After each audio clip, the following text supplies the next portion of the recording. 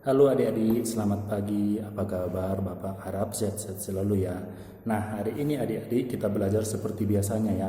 Karena rosternya sudah ada sama Bapak, nanti Bapak langsung kirim ke grup WA kita ya adik-adik ya, atau japri ke masing-masing nomor adik-adik atau anak-anak sekalian. Nah, seperti itu. Nah, di sini adik-adik kita akan belajar buku mengenai tema 2. Mungkin adik-adik sudah ada bukunya seperti ini. Tema 2 ini judulnya adalah selalu berhemat energi. Nah, dalam buku tema 2 ini adik-adik kita buka halaman yang pertama. Nah, seperti ini. Ini halaman pertamanya, yaitu sumber energi.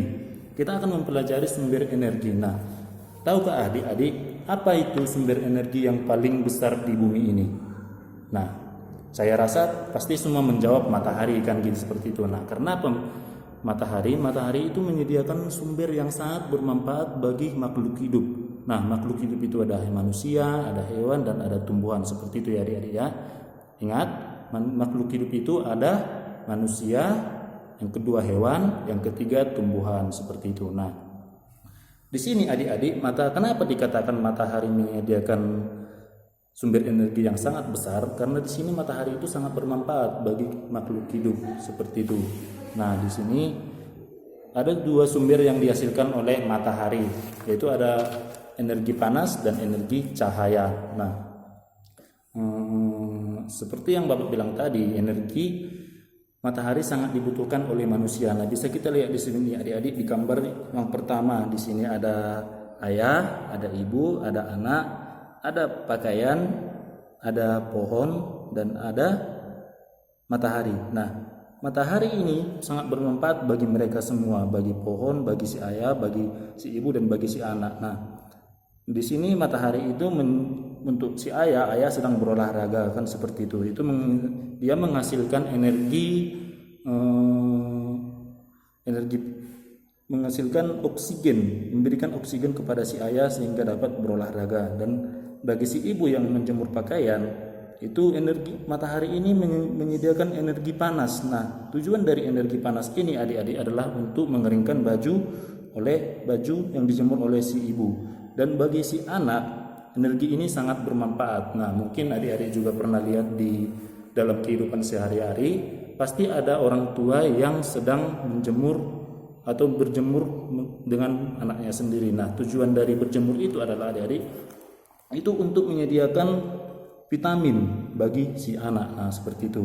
Dan bagi tumbuhan adik-adik, bagi tumbuhan itu energi itu sangat bermanfaat. Nah, melalui sistem fotosintesis. Nah, seperti itu. Makanya dapat bilang tadi energi matahari itu sangat bermanfaat bagi semua makhluk hidup, bukan cuma manusia saja seperti itu. Bukan cuma manusia, yaitu hewan termasuk makhluk hidup, tumbuhan juga termasuk makhluk hidup. Nah, seperti itu ya adik-adik ya. Nah, dalam pembahasan kita kali ini adik-adik, kita akan mempelajari energi yang terbesar di bumi, yaitu matahari. Seperti Bapak bilang tadi, matahari itu menyediakan sumber energi panas dan energi cahaya. Nah, ketiga sumber ini sangat bermanfaat bagi kehidupan kita sehari-hari. Nah, contohnya adik-adik pernah lihat kan seperti itu kan, dalam kehidupan kita sehari-hari atau orang tua kita sedang menjemur pakaian yang sedang basah, itu tujuannya adalah untuk mengeringkan pakaian seperti itu. Nah, ibaratnya gini, contohnya adik-adik bermain di kolam berenang seperti itu, pasti kedinginan gitu kan. Nah, kita pasti berjemur kan adik-adik kan, berjemur di bawah terik matahari. Nah, tujuannya adalah untuk mengeringkan badan kita yang basah karena kita bermain air, dia berenang seperti itu. Nah, itu adalah kegunaannya untuk manusia. Yang pertama itu menjemur pakaian atau kasur. Baru kegunaannya bagi kita juga adalah untuk memberikan vitamin kepada kita supaya daya tahan tubuh kita itu menjadi kuat seperti itu ya. Nah, bagi hewan adik-adik, contohnya seperti kita lihat itu kuda Nil seperti itu kan. Mungkin adik-adik pernah melihat di televisi. Kuda Nil itu kalau dia sudah selesai keluar dari dalam air, dia pasti berjemur. Nah, tujuannya adalah adik-adik itu supaya mengeringkan badannya. Nah, mengeringkan badannya supaya kuda Nil itu sehat seperti itu kan. Baru kulitnya juga bagus seperti itu. Nah, Dan bagi tumbuhan adik-adik,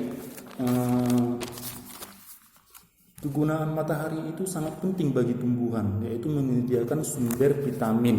Nah, vitaminnya bukan vitamin seperti manusia gitu ya kan. Nah, kegunaannya adalah adik-adik untuk menghasilkan oksigen untuk si tumbuhan itu melalui fotosintesis. Nah, mungkin adik-adik pernah lihatkan seperti itu kan. Contohnya adik-adik menanam bunga di suatu tempat yang tidak terdapat sumber energi matahari gitu kan. Pasti tanam bunga itu kan layu seperti itu. Nah, itu tujuannya adik-adik bagi tumbuhan, yaitu menghasilkan oksigen untuk tumbuhan melalui fotosintesis gitu, seperti itu. Nah, adakah mungkin adik-adik atau anak-anak bertanya kepada Bapak, nah, adakah Pak akibatnya jika matahari tidak ada? Ya pasti ada, seperti itu. Nah, yang pertama adalah contohnya jika matahari tidak ada adik-adik, apa yang terjadi pada kita? Yang pertama pasti bumi gelap, tidak terang seperti itu kan. Yang kedua tidak ada oksigen seperti yang Bapak bilang tadi. Dan yang ketiga ini adik-adik, tidak ada kehidupan di bumi. Nah, itu adalah akibatnya adik-adik mengapa matahari itu harus ada. Nah, kalau tidak ada adik-adik pasti kehidupan kita tidak ada gitu kan.